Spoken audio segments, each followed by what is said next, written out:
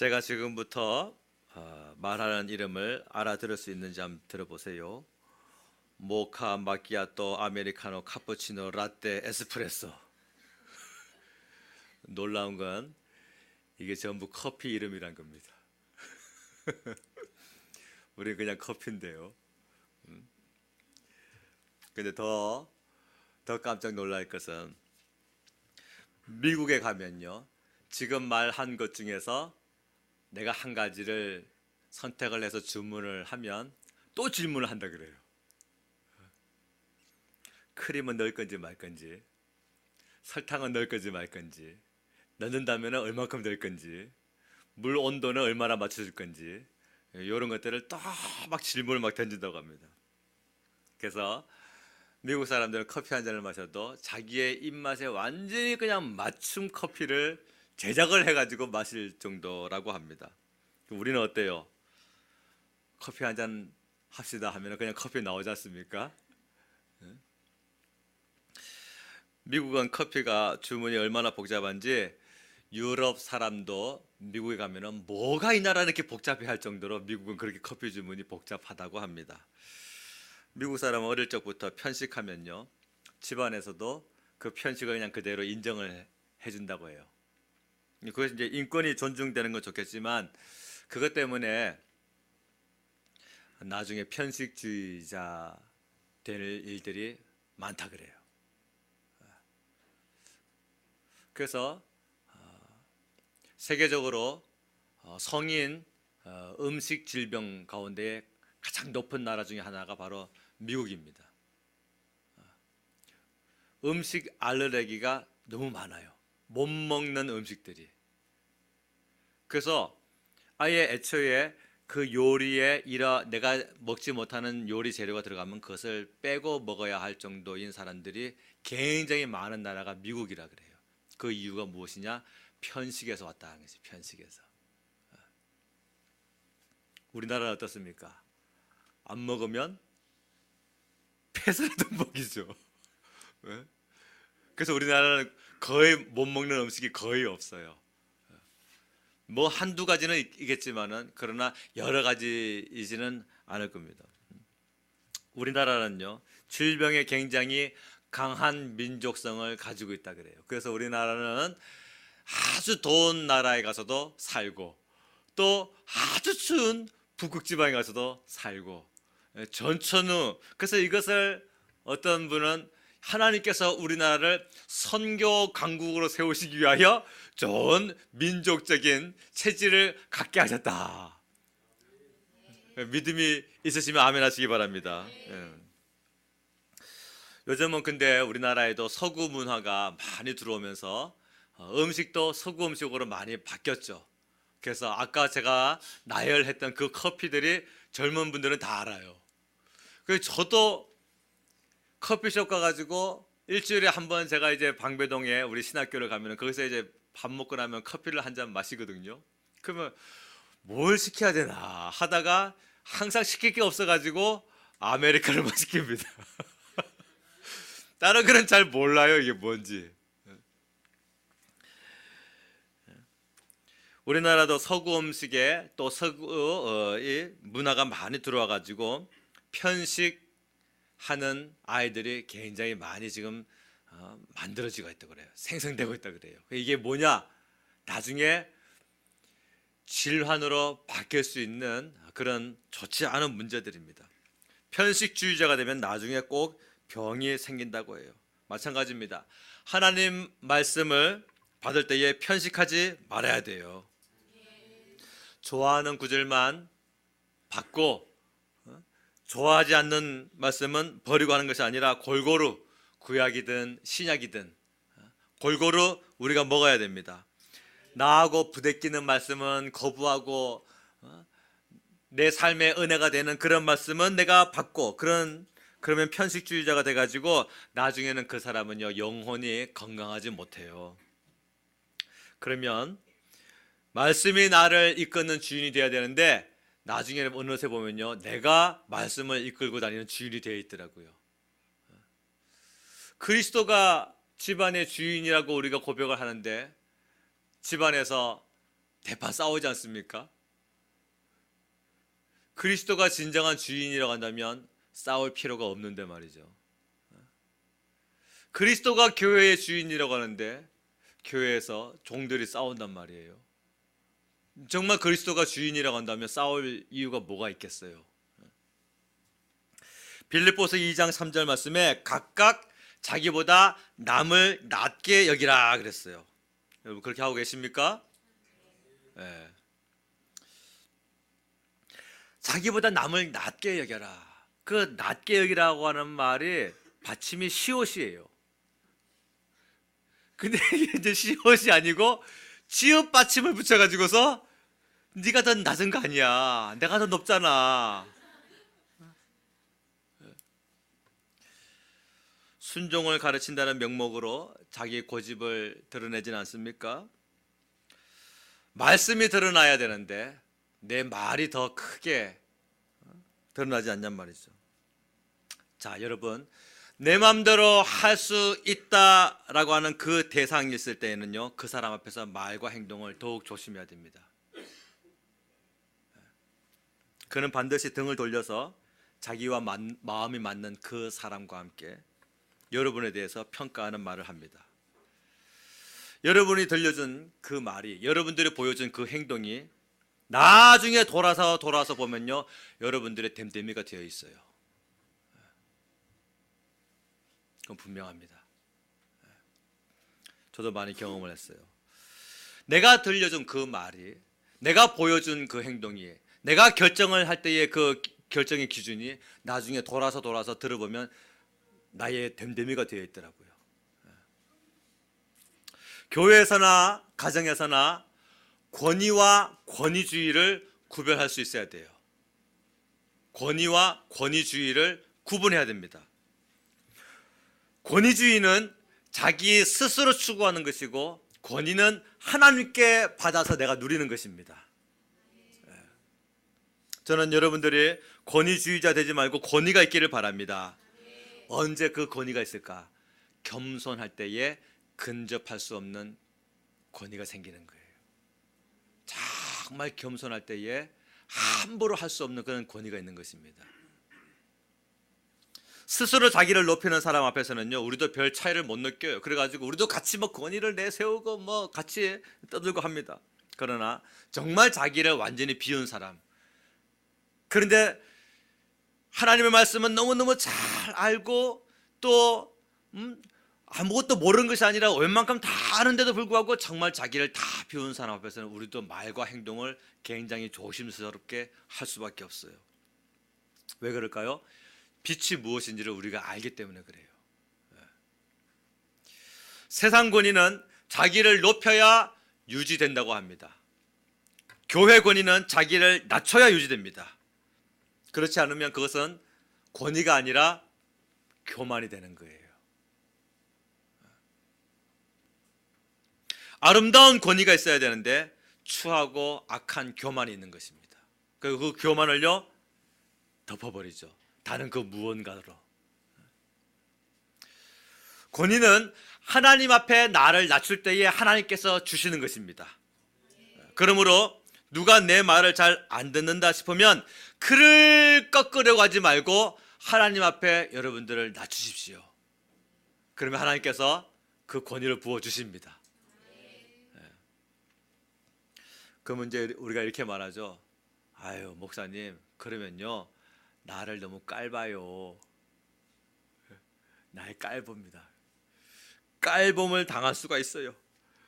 자식에게 깔봄을 당할 수가 있고, 제자에게 깔봄을 당할 수가 있고, 성도에게 깔봄을 당할 수가 있어요. 그렇다고 내가 스스로 나를 높이는 일이나 말을 해서는 안 됩니다. 그것은 더 영적으로 추해지는 행동이에요. 교회나 가정에서 영적인 권위가 있어야 되고, 영적인 우리가 누릴 수 있는 영광이 있는데, 그 영적인 권위, 영적인 영광은요, 나의 노력으로, 나의 말로 내 영광이, 내 권위가 세워지는 것이 아니라 내가 하나님 앞에 다 낮아지고 또 하나님의 다루심을 통하여서 내가 부서지고 할 때에 하나님께서 그를 리더로 세우셔가지고 그로 하여금 성령의 열매가 맺게 하신단 말입니다. 아멘입니까? 네, 그러므로 내가 무시당할 수도 있는데, 내가 깔봄을 당할 수도 있는데, 이런 거 내려놓으세요. 그냥 정말 속에서 우러나오는 겸손을 마음에 가지면 하나님이 그 사람을 높이십니다. 그래서 스스로 자기를 높이는 사람들을 하나님께서 부끄럽게 하시는 거예요. 그런데 만약에 여러분들이 우리 스스로 자기를 높여보세요. 그 자리에서 높임을 받습니다. 왜? 내가 권위주의가 돼가지고서 내가 나를 높이는데 당신 틀렸어라고 말하는 그런 막무가내는 사실 교회에 별로 없거든요.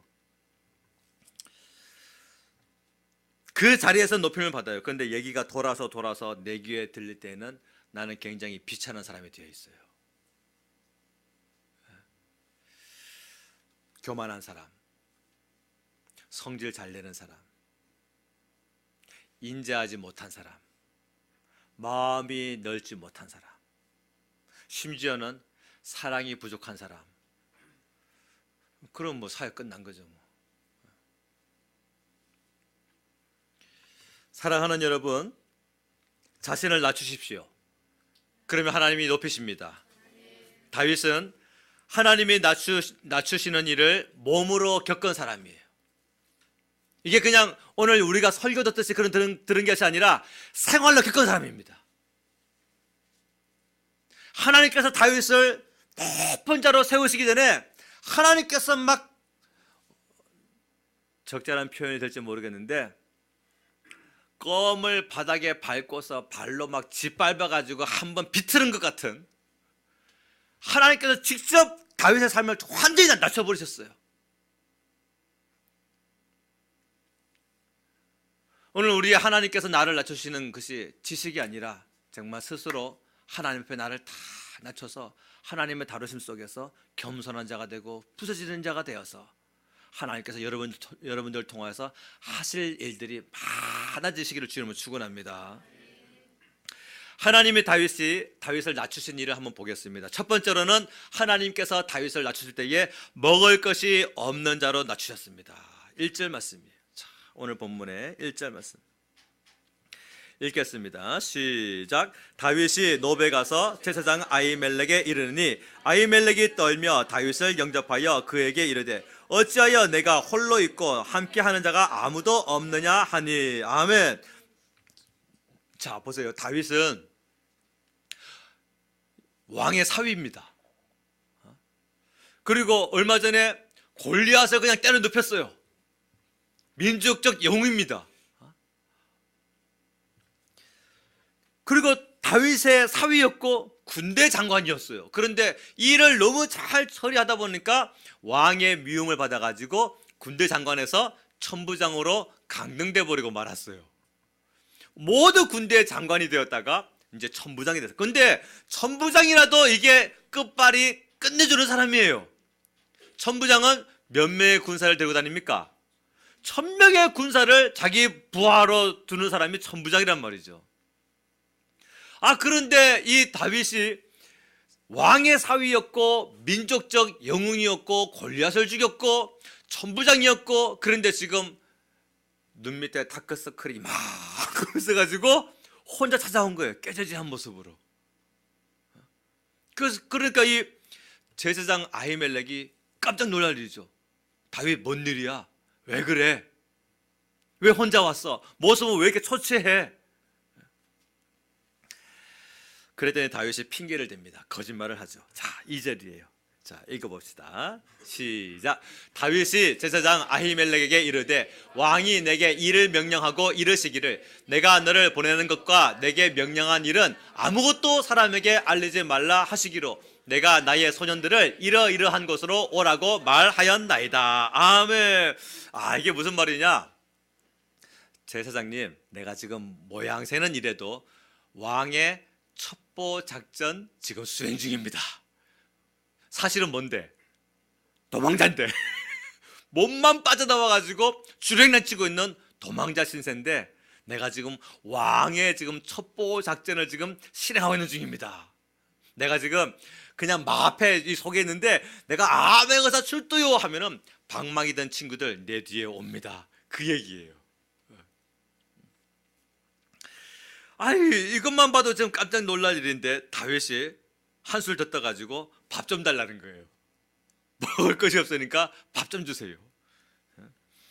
자, 3절과 4절 말씀을 한번 읽어볼까요? 시작. 이제 당신의 수중에 무엇이 있나이까? 떡 5덩이나 무엇이나 있는 대로 내 손에 주소서 하니, 제사장이 다윗에게 대답하여 이르되 보통 떡은 내 수중에 없으나 거룩한 떡은 있나니 그 소년들이 여자를 가까이만 하지 아니하였으면 주리라 하신지라. 아멘.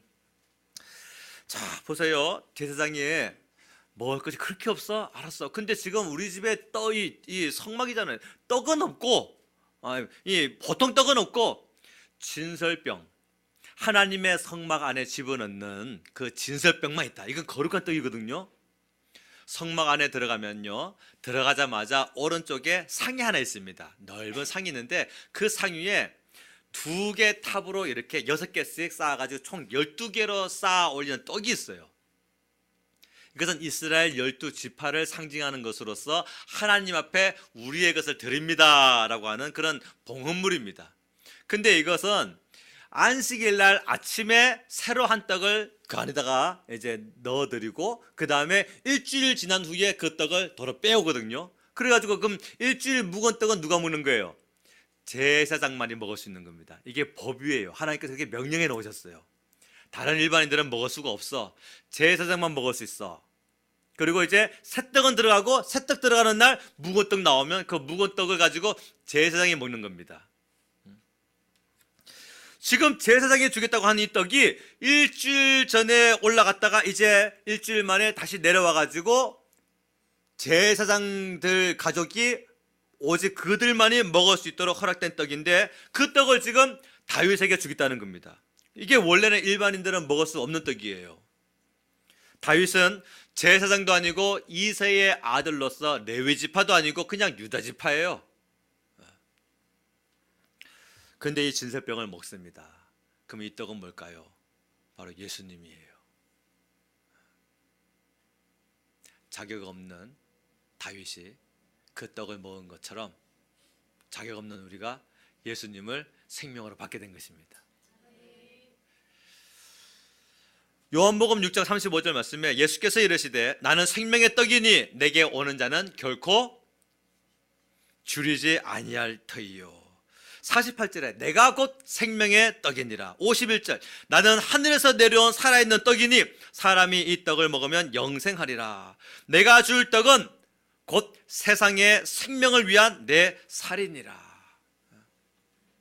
자, 자격이 안 되는 다윗이 제사장만이 먹을 수 있는 그 떡을 먹도록 하나님이 허락하셨고, 먹은 후에도 하나님께서 너 그거 왜 명령을 어겼느냐 하면서 하나님께서 뭘 하지 않으셨어요. 자격이 안 되는 우리가 생명의 떡이신 예수님을 받도록 하나님이 허락하신 것과 같은 이치인 것입니다. 제사장 외에는 금지된 것인데 다윗에게 허락됐어요. 그것은 우리는 너무나 추하고 죄 많은 인간인데 생명의 예수님을 가까이 할 수 없는 자인데도 불구하고 예수님이 내 안에 생명으로 들어오신 거란 말입니다. 성탄절이 다가오고 있어요. 예수님이 어디에 태어나셨어요? 마구간이죠. 그 전에 마구간 가기 전에 어디에 먼저 들렀습니까? 여관에 먼저 들렀어요. 근데 여관에 묵을 곳이 없어요. 그래서 마구간으로 갑니다. 그 마구간은 짐승들이 사는 곳이에요. 짐승의 집이에요. 바로 우리를 성경은요 짐승이라고 표현하셨어요. 예수님을 알기 전에 우리를 짐승이라고 표현했어요. 마구간에 태어나신 예수님은 바로 우리 안에 생명으로 오신 주님이십니다. 그 예수님을 마구간에 태어났는데 어디에 누우셨어요? 구유에 누우셨어요. 구유에. 그 구유에는 원래 뭐 넣는 곳입니까? 짚이나 짐승들이 먹을 수 있는 여물을 넣는 곳이에요. 그 짐승들이 그것을 먹습니다. 그것은 곧 생명이 없는 짐승 같은 우리가 예수님을 생명으로 받는 거예요. 믿으십니까? 네. 생명의 떡을 먹어야 할 우리와 예수님과의 관계, 이것을 이루시기 위하여 예수님은 태어나시기도 마구까지 태어나셨고 눕히시기도 여물 통해 눕히셨어요. 그래서 짐승들이 그 여물을 먹듯이 우리가 예수님을 생명으로 받는 것입니다. 다윗이 자격으로는 거룩한 떡을 먹을 수 없었으나 육체의 그 죽을 위기에서 진설병을 먹을 수 있었고 그 힘으로 그가 다시 셈을 얻고 살은 것처럼 철저한 그것은 하나님의 긍휼하심 아닙니까? 우리는 자격으로는 도무지 예수님을 모실 수 없는 그런 사람들인데 영혼의 죽을 위기에서 긍휼하심으로 모시게 된 거란 말입니다. 할렐루야. 이것을 로마서 9장 16절 말씀에서 그런즉 원하는 자로 말미암음도 아니요 다른 박질 하는 자로 말미암음도 아니요 오직 긍휼히 여기시는 하나님으로 말미암음이니라. 우리의 구원은 하나님의 완전한 자비와 긍휼로 얻게 된 것입니다. 오늘 본문에서 하나님이 다윗에게 하신 일은요, 먹을 것이 없는 자로 만드셨어요. 왜 그럴까요? 고생만 하라고? 아니에요. 그걸 통해서 일반 떡이 아닌 아주 특별한 떡, 그 일을 통하여서 하나님께서 먹을 것이 없는 자로 만드신 후에 그 일을 통하여서 완전한 특별한 떡을 먹을 수 있는 자로 세우시기 위한 거예요. 다시 말하면 하나님의 위로하심이 있단 말입니다. 그 안에. 여러분, 먹을 것이 줄어들고 있다고 괴로워하지 마세요. 하나님께서 여러분들을 평생에 먹을 것이 있는 자로 세우시기 위한 과정을 겪게 하시는 것입니다. 그러니까 자 보세요. 다윗이 이 떡이 무슨 떡인지 몰랐을까요? 이스라엘 사람들이라고 한다면, 유대인이면요, 이 진설병은 절대로 먹을 수 없다는 것을 다 압니다. 모르면 간첩이에요. 우리 한국 사람만이 헐레벌떡은 먹는 떡이 아니다라는 걸 알죠. 외국인들은 그저 떡인가 보다 할 거예요. 진설병은 우리는 먹을 수 없다는 것을 다 합니다. 삼척동자도 다 아는 것이 진설병은 먹어서는 안 되는 거예요. 근데 다윗이 먹습니다. 하나님께서 뭐라 하지 아니하시고 먹게 하셨고 용납해 주셨어요. 예수님을 우리 안에 모실 수 있는 자격이 내게 있다, 이거 내게 없다라고 하는 것에 대해서 우리는 모두가 다 합니다. 우리는 예수님을 내 힘으로 모실 수 없는 그런 사람들이었어요. 그런데 하나님께서 오직 긍휼하심으로 예수님이 내 안에 생명에 들어오도록 허락하신 거란 말입니다. 아멘입니까? 다윗이 오죽했으면 이 진설병을 먹었을까? 이것은 다윗이 먹을 것이 하나도 없었다는 거예요. 그래서 뭐랍니까? 떡 한 5덩어리 말씀 좀 주세요. 왕의 사위가 한때 군대 장관이었다가 지금 천부장이라는 사람이에요. 민족적 영웅이 먹을 것이 아무것도 없어요. 하나님이 낮추시니 정말 비고 다 비어져 가지고 아무것도 없게 되더란 말이죠. 그러니까 다윗이 뭐 한 거예요? 이제 여기서 굶어 죽거나 진설병 먹다가 하나님의 진노로 죽으나, 죽는 거 일반인이 일단 먹어보자. 하나님께서 허락하셨어요. 근데 다윗의 위대함이 여기서 또 보입니다. 다윗이 그 왕의 미움을 받아서 피난할 때에 제일 먼저 어디로 간 거예요? 제사장에게 간 거예요. 제사장에게. 그래서 그건 뭡니까? 자기의 도피하는 이 처지가 너무너무 힘들고 괴로울 텐데 제일 먼저 누구에게 물으려고 한 겁니까? 하나님께 물으려고 한 거예요. 그게 바로 다윗의 위대함이었단 말이죠. 보통 우리가 신앙보다 방법을 선택할 때에 어려워지는 거 아니겠습니까? 다윗이 피신할 때에 제사장을 찾아갔다는 것은 하나님을 찾아갔다는 뜻이에요. 보통 우리는 어떻습니까? 목사님 지금 이런 상황인데, 집사님 내가 이런 상황인데 어떻게 될지 모르겠어요 하고서 하나님의 뜻을 묻기보다는 일을 다 진행하다가 꼬이면은 문제가 터졌어요. 기도해 주세요. 근데 다윗은요, 제일 처음부터 하나님께 물으려고 가는 거예요. 따라서 해봅시다. 치료보다 예방이 낫다. 아멘입니까? 하나님은 다윗을 먹을 것이 없는 자로 낮추셨어요. 그러나 하나님께 묻기 위하여 제사장에게 제일 먼저 달려간 그 다윗의 모습, 바로 그 속에 하나님의 영적인 위로가 있는 것입니다. 진설병을 먹을 수 있도록 하나님이 허락하신 거예요. 하나님은 저와 여러분들을 낮추실 때에 정말 먹을 것이 없는 자로 낮추실 수도 있습니다. 그러나 그 속에서도 낙심하지 마세요. 생명의 떡 예수님을 우리에게 주셨습니다. 바로 이게 우리를 향한 하나님의 더 나은 보상이요 위로인 것입니다. 두 번째로 무기도 없는 자로 낮추셨어요. 군대 장관인데, 천부장인데, 왕의 사위인데, 민족적 영웅인데 무기도 하나 없는 사람으로 낮추셨어요. 8절 말씀이에요. 자, 오늘 8절 말씀 시작. 다윗이 아히멜렉에게 이르되 여기 당신의 수중에 창이나 칼이 없나이까? 왕의 일이 급함으로 내가 내 칼과 무기를 가지지 못하였나이다 하니. 아멘. 이 다윗이 아무 무기도 갖지 못하고 몸만 빠져나와서 지금 도망치고 있는 거거든요. 다급할 때에 조급하지 말자. 시작.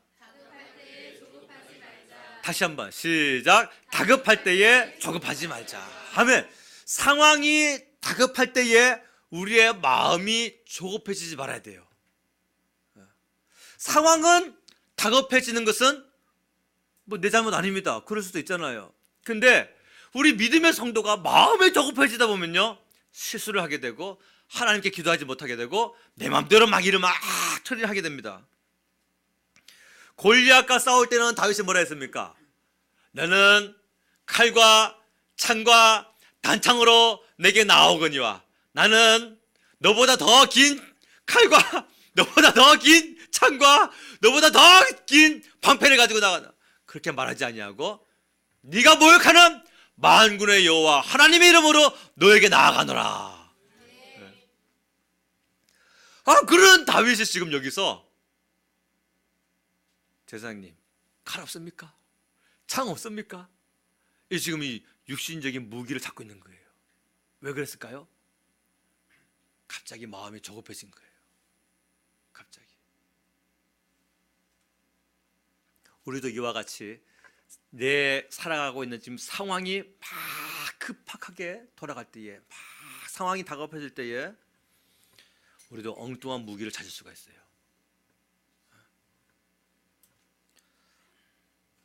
근데 이 다윗의 이 상황 속에 하나님의 어마어마한 위로하심이 있거든요. 그게 뭐냐? 바로 골리앗의 칼이에요.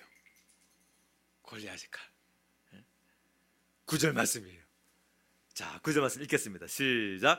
제사장이 이르되 내가 엘라 골짜기에서 죽인 블레셋 사람 골리앗의 칼이 보자기에 쌓여 에봇 뒤에 있으니 내가 그것을 가지려거든 가지라. 여기는 그것밖에 다른 것이 없느니라 하는지라. 다윗이 이르되 그 같은 것이 또 없나니 내게 주소서 하더라. 아멘. 골리앗의 칼이야말로 다윗의 그 조급해진 그 신앙을 완전히 상승시키고 업그레이드 시킬 수 있는 가장 훌륭한 무기 아니겠습니까? 뭐 하긴 골리앗의 칼은 워낙 무거워가지고 다윗이 쓸 수가 없어요. 뭐 학창 시절에 배운 짧은 지식에 의하면 이순신 장군의 칼이 일반 사람들은 들 수 없는 어마어마하게 큰 것이었다라고는 그런 얘기를 학창 시절에 들은 적이 있어요. 큰 칼 옆에 차고 수루에 홀로 앉아 뭐 할 때 그 칼이 어마어마하게 큰 칼이었다. 일반인들은 들 수 없는 칼이다. 골리앗은 골리앗의 창, 골리앗의 칼, 이것은 그냥 다윗이 들 수 없는 그런 칼이에요. 다시 말하면 다윗이 무기로는 활용할 수 없는 칼입니다. 근데 지금 여기는 이거 외에는 아무것도 없어. 왜냐? 육신적인 무기를 가지고 있을 필요가 없는 거죠. 근데 다윗이 뭐랍니까? 오케이, 바로 그겁니다. 그것처럼 좋은 것이 내게 없습니다. 그런 말을 합니다. 왜 그럴까요? 최고의 선물이에요. 사무엘상 17장에 보면 골리앗을 다윗이 가가지고 물맷돌로 한 방에 딱 쳐가지고 넘어뜨리지 않습니까? 그리고서 가가지고 어떻게 합니까? 골리앗의 머리를, 골리앗의 칼을 빼가지고 잘라가지고 그 머리를 들고 옵니다. 굉장히 상황적으로 보면은 잔인한 것 같은데 다윗의 마음에는요, 살아계신 하나님은 모독했던 이 블레셋의 장수, 이것을 내가 오늘 처단해야 하나님이 영광 받으신다라고 하는 다윗의 에네버리 메사토, 영적인 분노가 거기에 있었던 거예요. 근데 골리앗의 머리를 벨 때에 무슨 칼로 뱄어요? 골리앗의 칼을 빼가지고 골리앗의 머리를 뱄단 말입니다. 그것은 다윗에게 최고의 승리의 영광이고 강력한 힘이 될 수 있었던 거예요. 자, 그래서 다윗에게, 이 마음이 조급해진 다윗에게 육신적인 창이나 육신적인 칼은 제공되지 않았지만 자기가 과거에 하나님의 이름을 의지하여 싸워서 나갔을 때에 크게 승리했던 그 도구가 골리앗의 칼이거든요. 오늘 우리가 찾아야 될 무기는 사람들이 만들어 놓는 육적인 무기, 육적인 칼, 육적인 재물, 육적인 돈, 그것이 아니라 내가 하나님의 이름을 의지하여 기도하며 믿음을 드리고 나가서 싸울 때 승리했던 바로 그 좋은 경험, 그것이 바로 다시 나의 이 양손에 들려야 될 줄로 믿습니다. 하나님께서 다윗을 낮추신 두 번째 것은 무기도 없는 자로 낮추셨어요. 그런데 그것은 정말로 아무도 무기도 없는 그런 사람을 낮추신 것이 아니라 육신적인 무기보다 더 훌륭한 무기, 강하고 예리한 하나님을 의지하는 그 영적인 말씀의 검을 갖게 하시기 위한 낮추심이었단 말입니다. 아까 우리가 읽었던 교동문에 있었던 말씀이 시편 149편 4절에서 9절 말씀입니다. 성도들은 영광 중에 즐거워하며 그들의 침상에서 기쁨으로 노래할지어다. 그들의 입에는 하나님에 대한 찬양이 있고, 성도들의 입에 뭐가 있다고요? 하나님에 대한 찬양이 있고, 그들의 손에는 두 날 가진 칼이 있도다. 뭐가 있다고요? 두 날 가진 칼. 이 두 날 가진 칼이라는 것은 뭐냐면 좌우에 다 날이 섰다는 것입니다. 보통 주방용 칼은 어때요? 한쪽만 날이 섰고 한쪽은 뭉툭하죠. 가지고 베는 용도로 사용하고 뒤집으면은 마늘을 빻기도 하고 그럴 수도 있습니다. 전쟁용 칼은 양쪽 다 날이 서야 돼요. 그래가지고 이렇게도 베고 저렇게도 베고 할 수 있단 말이죠. 두 날 가진 칼이라는 것은 바로 그걸 말하고 있는 겁니다. 요한계시록에 보니까 예수님의 입에서 나오는 검이 나오는데 좌우에 날이 섰다라고 해서 전쟁용 칼을 말하고 있는 거예요. 근데 그 칼이 성도에게 있다 그래요. 성도에게. 그들의 손에는 두 날 가진 칼이 있도다. 이것으로 뭇 나라를 보수하며 민족들을 벌하며 그들의 왕들은 사슬로 그들의 귀인은 철거락으로 결박하고 기록한 판결대로 그들에게 시행할지로다. 이런 영광은 그의 모든 성도에게 있도다. 할렐루야. 성도들에게 두 날 가진 칼이 다 있대요. 에베소서 6장 17절 말씀에 보니까 이 칼이 뭔가 봤더니 성령의 검, 곧 하나님의 말씀을 가지라 그랬어요. 그래서 예레미야에게 하나님은 이와 같은 말씀하셨습니다. 예레미야 1장 9절에 10절 말씀에 보면 여호와께서 그의 손을 내밀어 내 입에 대시며 여호와께서 내게 이르시되 보라 내가 내 말을 너의 입에 두었노라. 보라 내가 오늘 너를 여러 나라와 여러 왕국 위에 세워 너를 내가 그것들을 뽑고 파괴하며 파멸하고 넘어뜨리고 건설하고 심게 하였느니라. 그러니까 세우는 일이나 무너뜨리는 일을 내가 너를 통하여 하겠는데 무엇을 통하여 하겠다? 내가 너의 입에 둔 말을 통하여 하겠다. 그러니까 성도의 입에서 나오는 이 말씀이 어마어마한 힘과 권세가 있단 말입니다. 할렐루야. 그러니 우리 부모들이 자식 보고 너는 도대체 누구 닮아가지고 이 모양이야 하면 돼요 안 돼요? 그럼 안 되는 거예요. 너는 이 아빠가 보니 하나님의 형상이 분명하구나. 다소 좀 요만한 문제가 있긴 하지만 하나님께서 그것도 다 해결할 줄로 믿는다. 히브리서 4장 12절 말씀에 하나님의 말씀은 살아있고 활력이 있어 좌우에 날선 어떤 검보다도 예리하여 혼과 영과 및 관절과 골수를 찔러 쪼개기까지 하며 또 마음의 생각과 뜻을 판단하나니. 할렐루야. 성도가 가져야 할 검이 뭡니까? 하나님의 말씀이에요. 육신적인 검이 아니란 말입니다. 물리적인 힘이 아니라 영의 힘이란 말이죠. 마태복음 10장 34절 말씀에 내가 세상에 화평을 주러 온 줄 생각하지 말라. 화평이 아니요 뭘 주러 왔노라? 검을 주러 왔노라. 사랑하는 여러분, 우리 말로 싸우지 맙시다. 말씀으로 싸웁시다. 말로 언성을 높이거나 말로 내 자존심을 세우거나 말로 내가 이기거나 하는 것이 아니라 말씀이 이길 수 있다고 한다면 나는 지겠습니다. 내게 주신 말씀이 승리할 수 있다고 한다면 내가 지겠습니다. 그것이 진짜 이기는 거예요. 자, 하나님이 다윗을 낮추신 두 번째는 바로 무기도 없는 자로 낮추신 것입니다. 그럼으로써 뭐예요? 더 나은 무기, 영적인 큰 검을, 골리앗을 이겼을 때에 그 골리앗의 검으로 골리앗의 머리를 베게 할 때에 그렇지, 그때 내가 물리적인 힘으로 이긴 것이 아니라 만군의 여호와 하나님의 이름을 의지했을 때 내가 승리했지. 그 좋은 영적인 기억을 다시 떠올리면서 하나님을 의지할 수 있는 이 강력한 무기를 다윗에게 제공한 것이란 말입니다. 지금 우리가 당황하고 조급해진 상황이란다 할지라도 다윗의 심령에 힘을 주시고 승리 주신 하나님께서 저와 여러분들에게 그와 같은 위로와 힘을 줄 줄로 믿습니다. 자, 세 번째, 하나님께서 낮추신 세 번째는 대적 앞에서도 낮추셨어요. 이게 이제 진짜 힘든 과정이에요. 원수 앞에서, 대적 앞에서 자기를 낮추셨어요. 원수 앞에서는 그래도 내가 고개를 좀 들어야 되거든요. 다윗은 가드 땅으로 도망을 갑니다. 자, 10절 말씀이에요. 10절과 11절 말씀을 읽어볼까요? 시작. 그날에 다윗이 사울을 두려워하여 일어나 도망하여 가드 왕 아기스에게로 가니 아기스의 신하들이 아기스에게 말하되 이는 그 땅의 왕 다윗이 아니니까. 무리가 춤추며 이 사람의 일을 노래하여 이르되 사울이 죽인 자는 천천히요 다윗은 만만 이루다 하지 아니하였나이까 한지라. 아멘. 다윗이 오죽 피할 곳이 없었으면은 가드 땅까지 갔겠는가. 이 사울의 통치가 있는 이스라엘에는 자기가 발붙일 곳이 없는 거예요. 그래서 어디까지 갔어요? 대적이고 원수의 나라였던 블레셋 땅 가드까지 간 겁니다. 그러니까 블레셋 입장에서는 보면 뭔 거예요?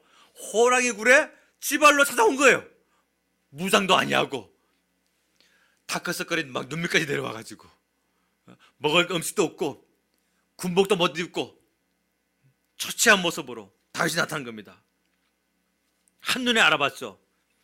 그 다윗은 아기스 왕과 블레셋 병사들에게 원래는 두려움의 대상이었는데 지금 모습 보니까 완전히 무장 해제된 모습으로 온 겁니다.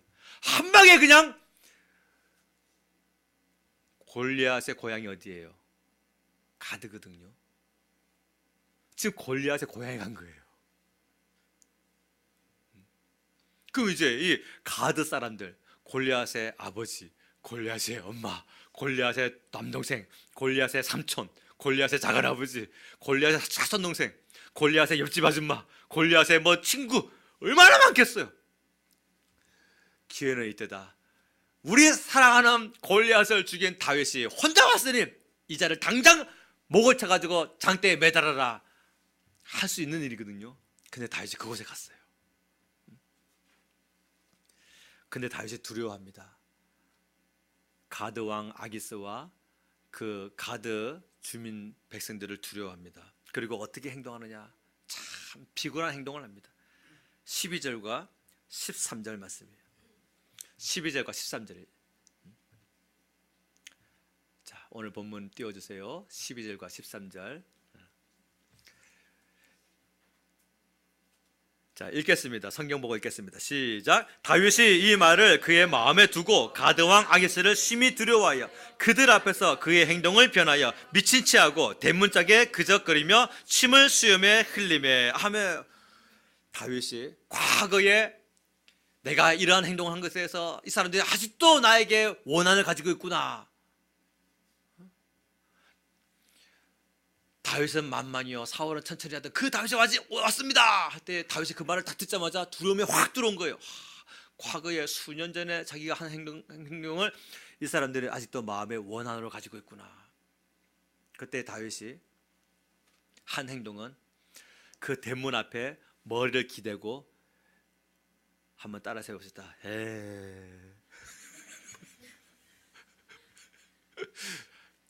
대문이 없으면 옆에 사람 뺨에다가 대고 침을 좀 흘려보세요. 다윗이 그렇게 한 거예요. 여러분요, 우리 교회 앞마당에서 앞 대문 앞에서 누가 머리를 대고 살고 싶어가지고 침을 일부러 막 흘리면서 하고 그 누가 하라면 하겠습니까? 못해요. 근데 다윗이 지금 그걸 하고 있는 겁니다. 왜? 생명을 구걸하는 거예요. 죽을 것이 두려워서.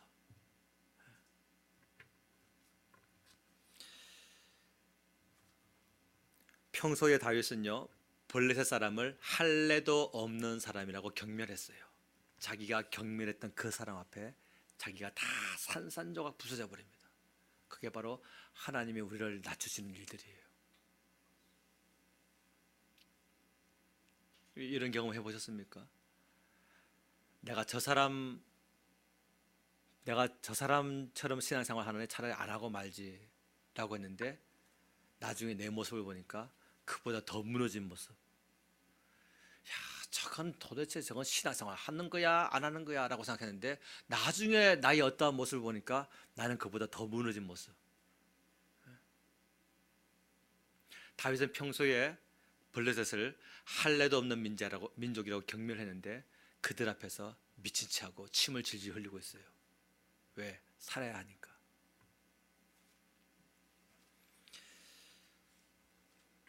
어제의 원수가 오늘의 친구가 된다고 하죠. 오늘의 친구가 내일의 원수가 된다고 합니다.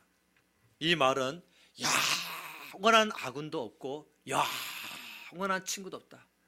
오직 나의 영원한 아군은 예수님 외에는 아무것도 없다는 뜻입니다. 그러면 사람은 뭘까요? 우리 서로 가족들도 있고 교우들도 있고 친척들도 있고 직장이나 학교나 사회에 나가면 또 많은 사람들이 있는데 그 사람은 뭘까요? 아군입니까? 적군입니까? 아니에요. 사랑해줄 대상이에요. 예수님의 사랑으로 사랑해줄 대상입니다. 누가 이 사람은 나와 아군 같은 애? 아닙니다. 속지 마세요. 누가 이 사람은 나 앞에 적군 같은 애? 아닙니다. 모든 사람은 전부 다 예수님의 사랑으로 내가 사랑해줘야 될 대상이에요.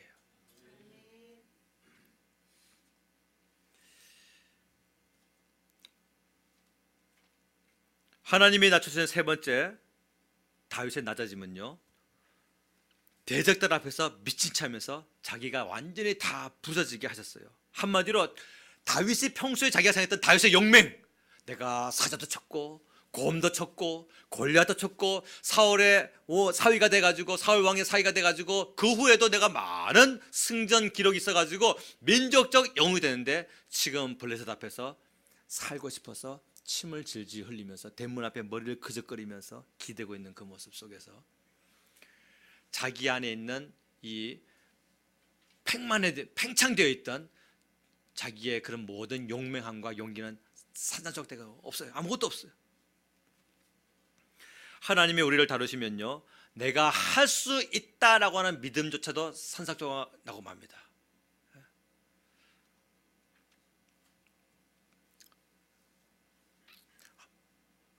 우리의 이 예배당을 하나님께서 가득 채우실 때가 있었어요. 그때는 전체가 소중했어요.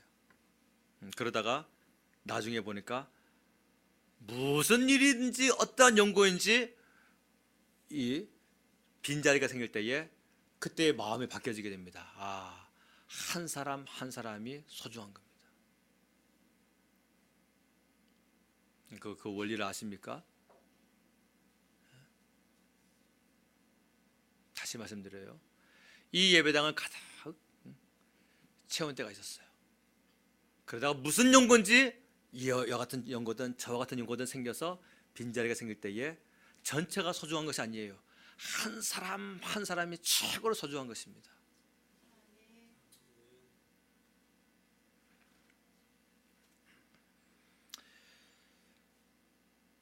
하나님은 다윗을 크게 쓰시고자 했는데 그 전에 다윗을 왕으로 세우시기 전에 다윗의 용맹함, 다윗의 자존심, 다윗의 심지어는 영적인 자존심, 내가 할례도 없는 저 블레셋 민족 앞에서 내가 생명을 구걸하는 차라리 내가 죽겠다, 그것조차 다 무너지게 했어요.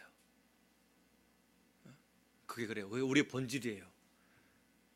어떨 때는 성도가 말이야 11조도 안 하고 살아? 아유, 성도가 돼가지고 주일도 못 지키고 살아? 근데 내게 그런 일이 생깁니다. 그리고 내가 그 문제 가지고 갈팡질팡해요. 하나님께서 다윗을 낮추신 이유는 바로 그거였어요. 내가 평소에 신앙적으로 이 정도는 믿음 생활을 해야지 하나님의 백성이지 생각했던 것조차도 완전히 다 무너져 버리게 만들었어요. 그건 뭡니까 도대체? 네 힘으로 이놈아 신앙생활 하는 줄 알아? 네 힘으로 네가 주일 성수하는 줄 알아? 너의 힘으로 네가 11조 생활하는 줄 알아? 내가 붙들어야 하는 거야.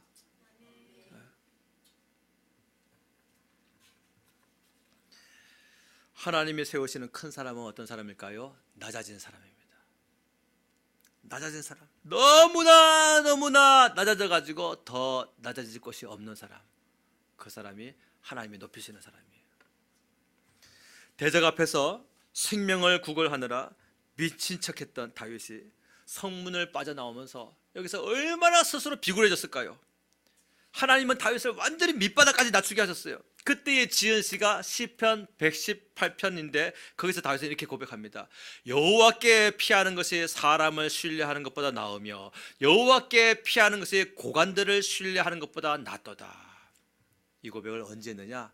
자기가 막 승승장구하고서 이 고백을 한 것이 아니라 대문 앞에다가 머리를 대고 끄적거리면서 침을 칠칠 수염에 흘려가면서 나 미쳤어 해가지고 생명 구걸하고 난 후에 그 성을 빠져나오면서 그 고백하고 있는 거예요. 실패를 통하여서 승리를 경험하게 됩니다. 자, 사랑하는 여러분, 누가 옆 사람이 실패했을 때에 너는 왜 실패했어 하지 마시고 그를 승리자로 세우시기 위한 하나님의 그 다루시는 과정이다라고 믿으시기를 주님은 축원합니다. 사울을 피해서 블레셋 땅 대적들에게 갈 수밖에 없게 만들고 거기서 싸우는 자가 아니라 생명을 자기 목숨을 구걸하면서 굴욕적인 행동을 하게 하신 겁니다. 그리고 돌아오면서 자기가 믿고 과거 자신의 용명을 떨쳤던 그 멋진 과거가 완전히 산산조각 나게 하시면서 앞으로는 오직 무엇만, 하나님만, 오직 하나님만 바라보고 의지하는 사람으로 하나님께서 만드시는 과정인 것입니다. 그러므로 세 번째, 대적 앞에서 낮추신 것은 마냥 낮추심이 아니라 그 속에 하나님의 위로가 또 있는 거예요. 세상에 줄 수 없는 위로가 바로 이런 위로 아니겠습니까? 말씀을 정리하겠습니다. 첫 번째, 하나님의 낮추신 것은 무엇이 없게 만드셨어요? 먹을 것이 없는 자로 낮추셨어요. 그런데 아무것도 먹을 것이 없는 자가 아니라 금지된 떡인 진설병을 더 나은 떡을 먹게 하나님 허락하셨어요. 그 안에 하나님의 위로가 있는 것입니다. 두 번째로 무기도 없는 자로 하나님이 낮추셨어요. 근데 아무 무기도 없는 자가 아니라 골리앗의 칼, 더 훌륭한 영적인 무기, 하나님의 검을 가질 수 있는 사람으로 하나님이 위로하셨습니다. 세 번째, 하나님이 낮추신 것은 대적 앞에서 낮추셨어요. 그런데 그 앞에서 낮춘 후에 하나님께서 사람을 의지하는 것보다 여호와를 의지하는 것이 낫도다, 고관들을 의지하는 것보다 하나님을 의지하는 것이 낫도다, 그 영적인 하나님의 세우심과 위로함이 있습니다. 설명 없이 선포만 하겠습니다. 아멘만 하시면 됩니다. 낮아지면 높아집니다. 많이 낮아지면 많이 높아집니다. 안 낮추면 여기서 더 낮아집니다. 믿으십니까? 오늘 시간에 함께 기도할 때에 주여, 아무쪼록 나를 내세우는 자가 아니라 나를 통하여 주님의 영광만 드러나게 하여 주시고 나는 하나님의 다루심 가운데서 낮아져서 하나님 앞에 귀하게 쓰임받는 그릇 되게 하여 주시옵소서.